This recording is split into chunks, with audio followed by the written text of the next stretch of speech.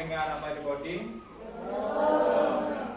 Kemarin Bapak sempat memberikan tugas melalui internet. Apa sudah dikerjakan? Sudah. Itu adalah prinsip-prinsip dalam coding, yaitu berpikir komputasional. Coba apa? Berpikir komputasional. Kira-kira dari kata komputasional apa yang kalian pikirkan pertama? Mendengar komputasional, apa yang terlintas di kepala kalian? Ayo, Putra, kira-kira apa? Kalau komputasional, kira-kira apa yang terlintas di pikiran kalian? Komputer. Tuh. Ini kita akan belajar tentang bagaimana cara berpikir seperti komputer. Untuk memulai pelajaran, ketua kelas silakan dipimpin doa. Eza. Sebelum mulai pelajaran, marilah kita membaca doa. Doa mulai.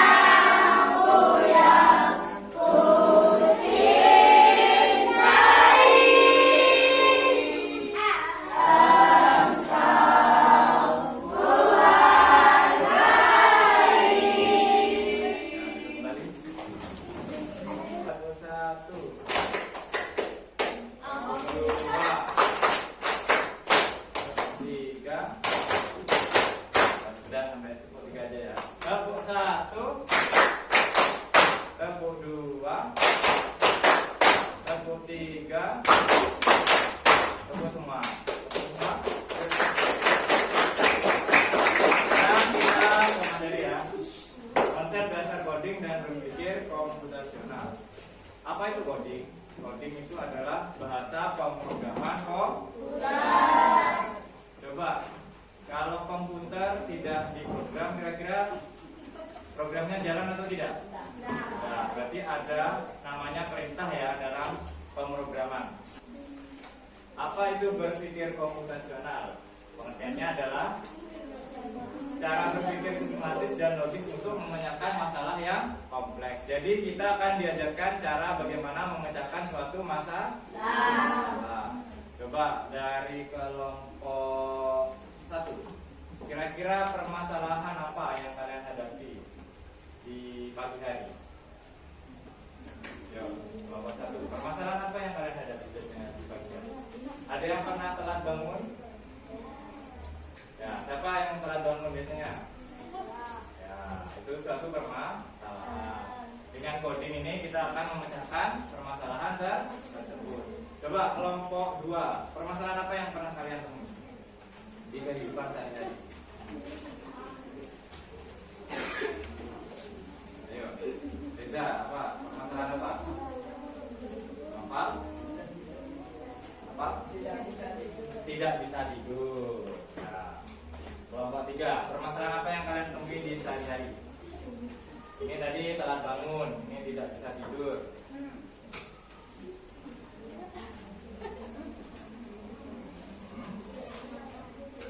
Apa? Yang keras? Apa? Bangun kesiangan. Nah, kelompok 4. Permasalahan apa yang pernah kalian temui di kehidupan? Tidak bisa tidur. Ya. Yuk, yang keras, apa?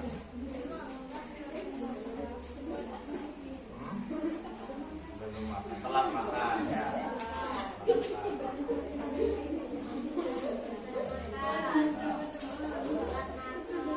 Coba perhatikan. Untuk berpikir komputasional, berarti itu cara berpikirnya ya. Kemudian mirip seperti logika komputer. Menyelesaikan tugas efisien dan terstruktur. Jadi kita belajar bagaimana mengerjakan tugas atau menyelesaikan tugas dengan cara yang efisien atau cepat selesai. Ya. Lanjut. Ini ada 4 konsepnya tadi yang Bapak katakan ya. Yang pertama namanya dekomposisi. Coba dibaca Farel. Apa itu dekomposisi? Yang keras. Masalah bisa menjadi bagian-bagian kecil yang lebih mudah kelola. Ya. Itu pengertian dari dekomposisi. Coba kelompok 2 dibaca yang kedua, pengenalan pola. Kelompok nyata. Mencari pola atau kesamaan dalam data dan masalah untuk menemukan solusi yang dapat digunakan kembali. Ya, mencari pola atau kesamaan. Yuk, coba Putra baca yang abstraksi. Keras Putra. Masih penting dan mengabaikan detail yang tidak kelihatan untuk fokus pada Ya, inti masalah. Kemudian yang terakhir algoritma desi. Ya.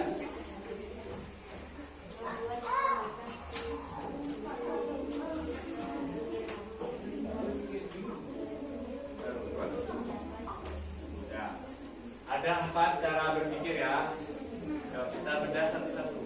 Yang pertama dekomposisi. Apa itu dekomposisi? Memecah masalah besar menjadi bagian-bagian yang lebih kecil dan lebih mudah di. Nah, contohnya di sini merencanakan liburan. Ini ya. Contoh merencanakan liburan. Kira-kira kalau kalian ingin merencanakan liburan, apa saja poin-poin yang perlu kalian lakukan? Yaitu yang pertama memilih destinasi dan tanggal. Pasti ya. Kayak besok ya kita ada acara. Ya, nah, berarti kan kita harus memilih destinasi dan tanggal. Untuk besok acara di mana? Renang di Banyu. Bapak sudah menentukan tempat destinasinya ya. Kemudian tanggalnya besok sudah ditentukan. Kemudian menentukan anggaran untuk biayanya sudah ditanggung oleh sekolah. Mencari akomodasi dan transportasi. Apa transportasinya sudah disiapkan untuk di sana? Sudah. Membuat daftar kegiatan. Untuk daftar kegiatannya besok ya. Diurut secara rinci atau dipecah menjadi bagian-bagian kecil. Itu yang namanya dekomposisi. Sudah paham? Nah, lanjut. Pilar yang kedua, pengenalan pola atau mengenali pola. Pengenalan pola melibatkan kemampuan untuk menemukan kesamaan, tren atau pola yang berulang dalam data atau masalah. Ya, jadi kesamaan pola. Kalau kalian pernah mencuci sepatu, nah, Kira-kira urutan pertamanya apa kalau mencuci sepatu? Basuh ya, pasti dibasuh dengan air, kemudian kemudian sudah bersih. Itu pasti urutannya seperti itu ya, tidak akan langsung dikeringkan, tidak kira ya. Berarti harus berurut dan terus berurut seperti itu. Nah, kemudian yang ketiga, abstraksi atau menyaring informasi. Abstraksi adalah proses menyaring detail yang tidak relevan dan fokus pada informasi yang penting. Jadi hanya berfokus pada informasi yang penting. Contohnya memasak resep baru. Ketika kalian memasak, apakah kalian harus tahu urutannya? Ya. Itu penting ya. Kalau cara membuat mie, coba siapa di sini yang pernah membuat mie? Pernah semua ya. Berarti untuk membuat mie kita fokus pada langkah-langkahnya. Untuk merek mie-nya itu tidak masalah ya, apa saja, tidak terlalu penting. Kemudian merek kompornya apakah bermasalah? Ya. Nah, ya, jadi diabaikan saja. Jadi kita fokus pada proses ya. Memasak mie, prosesnya yang penting ya. Abstraksi sudah, sekarang keempat, desain algoritma atau langkah sistematis. Tahu sistematis? Sistematis itu berurutan secara urut ya. Algoritma adalah tahap merancang serangkaian langkah-langkah terperinci dan sistematis untuk merencanakan masalah. Contoh-contohnya penerapan berpikir komputasional dalam kehidupan sehari-hari. Tadi apa saja? Merencanakan perjalanan, kemudian memasak makanan, mengerjakan tugas sekolah, manajemen rumah tangga. Ya, ini manfaat untuk berpikir komputasional. Yang pertama coba dibaca kelompok 1. Ais. Manfaatnya apa yang pertama? Kemampuan pemecahan masalah. Melatih otak untuk menganalisis masalah dari berbagai sudut pandang dan menemukan solusinya. Manfaat pertama yaitu meningkatkan kemampuan memecah masalah. Yang kedua, Robi baca. Memperkuat kemampuan berpikir logis sekaligus mendorong ide-ide kreatif dalam mencari solusi. Ya, pengembangan logika dan kreativitas. Jadi dengan belajar berpikir komputasional kalian akan menjadi lebih kreatif. Manfaat ketiga, kita mempersiapkan individu untuk beradaptasi dengan kemajuan teknologi dan perkembangan era digital. ya. Kalian kan tidak lepas dengan namanya teknologi. Apakah di sini punya handphone semua? Jadi untuk memanfaatkan teknologi dengan baik, kalian harus belajar untuk berpikir secara komputer. Sudah, baik. Sekarang ada permainan dekomposisi. Jadi kalian akan belajar apa itu yang namanya dekomposisi. Tadi dekomposisi itu apa? Memecah masalah besar menjadi bagian-bagian. Coba dibaca permasalahannya, Rufi, yang keras. Adi. Adik kamu dapatkan unit sandwich, tapi membuat sandwich itu kita baca menjadi langkah-langkah kecil yang mudah. Ya. Jadi di sini permasalahannya untuk membuat sandwich. Jadi untuk membuat sandwich itu dipecah jadi beberapa bagian-bagian yang kecil. Ya. Coba perhatikan. Sini ada beberapa bagian ya. Ada 6 ya. Ada 6 langkah tapi di sini diacak ya. Jadi tugas kalian adalah menata dengan sebaik mungkin. Berkelompok. Silakan tuliskan dulu di kertas ini ya. Nanti setelah selesai ketua kelompok maju untuk mengisi. Kita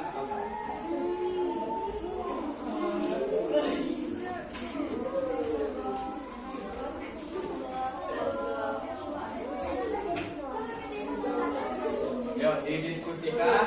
Urutannya berarti ada 6 ya. Kasih nomor 1 sampai 6. Dari nomor 1 pertama apa?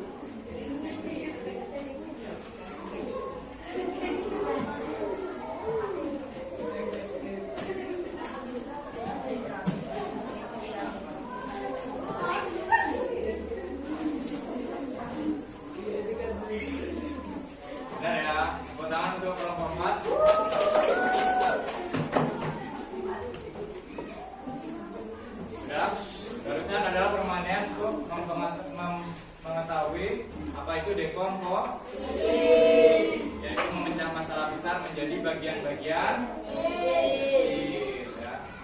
Demikian pembelajaran hari ini. Untuk minggu depan kita akan mempelajari yaitu pengenalan pola. Ya. Coba kelompok 1, 4 prinsip apa saja tadi yang kita pelajari? Ayo, kelompok 1. Yang pertama, dekomposisi, kemudian pengenalan pola, abstraksi, algo. Nah, ya bagus. Kelompok 2. Coba sebutkan 4 prinsip yang kita pelajari apa saja? Dekomposisi, pola,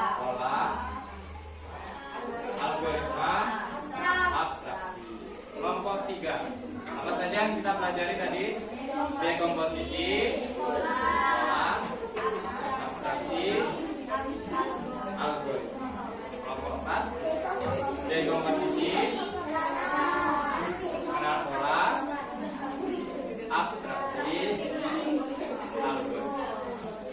Sudah paham ya? Demikian pembelajaran hari ini, semoga bermanfaat. Kita akan bertemu di minggu depan untuk mempelajari prinsip-prinsip yang lain. Wassalamualaikum warahmatullahi wabarakatuh.